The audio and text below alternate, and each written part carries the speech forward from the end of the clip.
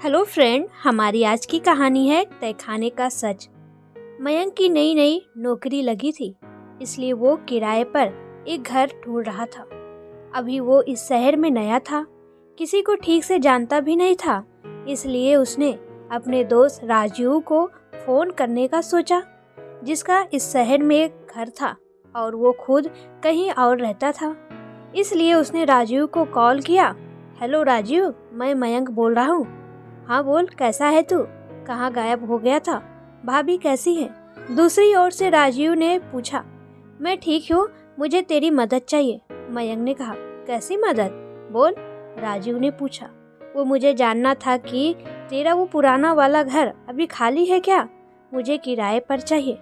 मयंक ने पूछा। हाँ, वो तो पिछले कुछ महीने से खाली पड़ा है। लेकिन? राजीव ने कहा। लेकिन क्या? कोई समस्या है?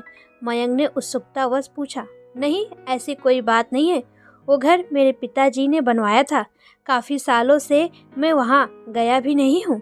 कुछ ही दिनों पहले पिताजी के देहांत के बाद मैं वहाँ कुछ सामान लेने गई थी और तब से वह घर बंद ही है।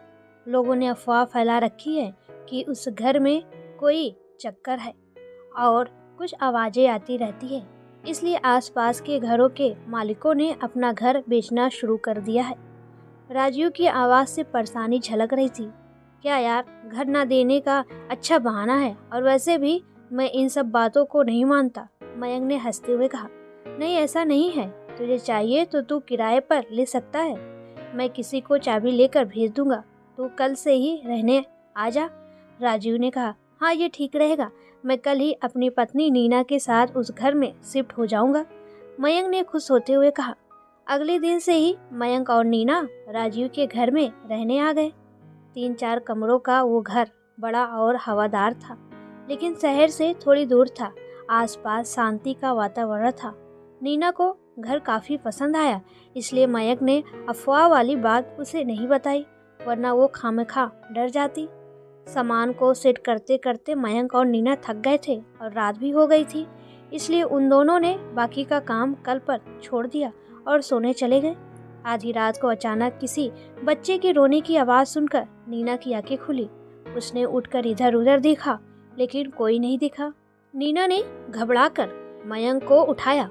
थोड़ी देर में आवाजें आनी बंद हो जाती थी। मयंक ने सोचा कि आसपास के किसी घर में बच्चा रो रहा होगा, सो उसने ज़्यादा ध्यान नहीं दिया और नीना को भी समझाया, फिर सोने चला गया।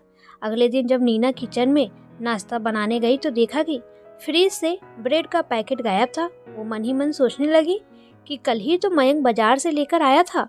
मयंक को ऑफिस के लिए देर हो रही थी और नाश्ता बनाने का समय नहीं था, सो नीना ने सोचा कि कुछ फल ही काट कर मयंक को दे दे। लेकिन ये क्या, जो टोकरी रात तक कल फल से भरी थी, अब उसमें केवल एक सेब बचा था। नीना ने मयंक को इस बारे में बताया तो मयंक ने ज्यादा ध्यान नहीं दिया, क्योंकि उसे लगा कि हो ना हो ये बिल्ली का ही काम होगा, और वो ऑफिस के लिए निकल गया। नीना घर को ठीक ठाक करने में लग गई। रात को फिर से बच्चे के रोने की आवाज आने लगी। अब नीना का मन किसी आशंका से घबराने लगा। उसने बिना देर किए मयंक को जगाया और पूरा घर छान मारने के बाद जैसे ही वो दोनों सोफे पर बैठे तो उन्होंने गौर किया कि रोने की आवाज़ उनके हॉल रूम में ही ज़्यादा सुनाई देती है। दोनों मियाँ बीवी एक दूसरे का मुंह ताकने लगे। तभी अचानक मयंक को क्या सूझा। उसने आओ देखा न ताओ और सोफे के पास रखा कालीन उठा दिया। सोफे के पास जमीन पर बिछे कालीन के नीचे एक दरवाजा था, जिस पर लगी कुंडी उठाकर मयंक ने देखा तो एक सीढ़ी जमीन के नीचे जा रही थी। नीना की आंखें फटी की फटी रह गई। उसे यकीन ही नहीं हो रहा था कि इस घर में जमीन के नीचे कोई तहखाना भी हो सकता है। अभी 2 ही दिन तो उन्हें हुआ था यहाँ आए। मयंक और नीना के तो होश ही उड़ गए। रोने की आवाज नीचे से ही आ रही थी, जो थोड़ी थोड़ी देर में शांत हो जाती थी। कौन है नीचे? मयंक ने अपने डर पर काबू पाते हुए प्रश्न किया। क्या तुम्हारे दोस्त ने नहीं बताया था इसके बारे में? नीना ने आश्चर्यचकित होते हुए पूछा। नहीं, मुझे लगता है कि राजीव शायद इसके बारे में बताना भूल गया होगा, मयंक ने जवाब दिया। मयंक, मुझे ऐसा लगता है कि हमें किसी को बुला लेना चाहिए। नीचे खतरा भी हो सकता है। मुझे बहुत डर लग रहा है, नीना ने मयंक की बाह पकड़ते हुए कहा। तुम बेकार में डर रही हो, मैं अकेला ही काफ़ी हूँ। पहले देख तो लो कि बच्चे की आवाज़ यहीं से आ रही है या कहीं और से। मयंक ने तहखाने से किसी की आवाज़ की प्रतीक्षा किए बिना कहा और टार्च जलाते हुए सीढ़ी से उतरकर नीचे जाने लगा। लेकिन नीना डर के कारण ऊपर ही खड़ी रही। मयंक ने नीचे जाकर टॉर्च की रोशनी में जो देखा उसे यकीन नहीं हुआ। उसके सामने दुबली पतली सी एक औरत खड़ी थी जो मयंक को देखकर खुद डरी सहमी थी और उसके गोद में एक छोटा सा बच्चा था जो रो रहा था। मयंक ने उस तहखाने में चारों ओर देखा तो सामान के नाम पर 2-4 बर्तन और कुछ कपड़े थे और जमीन पर ब्रेड का पैकेट और फलों के छिलके गिरे थे। मयंक ने उस औरत को ऊपर चलने को कहा और सीढ़ी की ओर बढ़ गया। नीना ने मयंक को ऊपर आते देखा तो उसे तसल्ली हुई, लेकिन अगले ही पल उसने जैसे ही उस औरत को मयंक के पीछे आते देखा तो उसका दिल धक से रह गया। मयंक ने नीना को उस औरत से अभी कुछ भी न पूछने और उसे खाना खिलाने का इशारा किया। नीना किचन में जाकर खाना और बच्चे के लिए दूध लेकर आई और उस औरत को खाने के लिए कहा।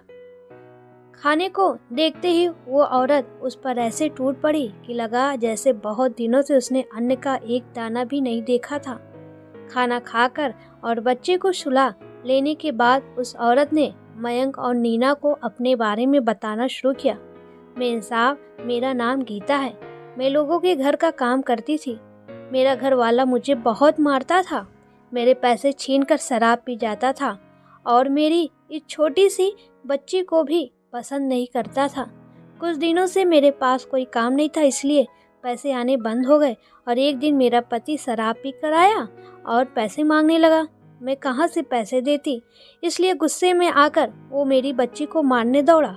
मैं बच्ची को लेकर भाग गई और लोगों की नज़रें बचाकर इस घर में घुस गई और तहखाने में जाकर छिप गई। कुछ देर बाद जब सब लोग यहाँ से चले गए तो मैं ऊपर आई और जाने लगी। तब मैंने सोचा कि अगर मैं यहाँ से गई तो मेरा पति मुझे और मेरी बच्ची को मार डालेगा, इसलिए मैं यहीं छिप कर रहने लगी। रात को खिड़की से बाहर जाकर लोगों के घरों से खाना चुरा कर लाती थी, लेकिन 4-5 दिनों से कुछ भी नहीं मिला, इसलिए मेरी बच्ची रो रही थी। रात को मैंने ही आपके किचन से खाने का सामान चुराया था ताकि अपनी बच्ची को चुप करा सकूं, लेकिन आप लोगों को पता चल गया। इतना कहकर गीता रोने लगी। नीना ने उसे चुप कराते हुए कहा कि अब उसे तहखाने में छिपने की ज़रूरत नहीं है। वो नीना के घर का काम करके अपनी बच्ची को पाल सकती है और यही इस घर में रह सकती है। ये सुनकर गीता के चेहरे पर मुस्कान छा गई और इधर मयंक भी ये सोचकर हंस पड़ा कि लोगों ने एक अच्छे भले इंसान को भूत समझ लिया और ना ही कि अफवाह फैला रखा था। दोस्तों, आपको ये कहानी कैसी लगी प्लीज़ कमेंट में ज़रूर बताएं।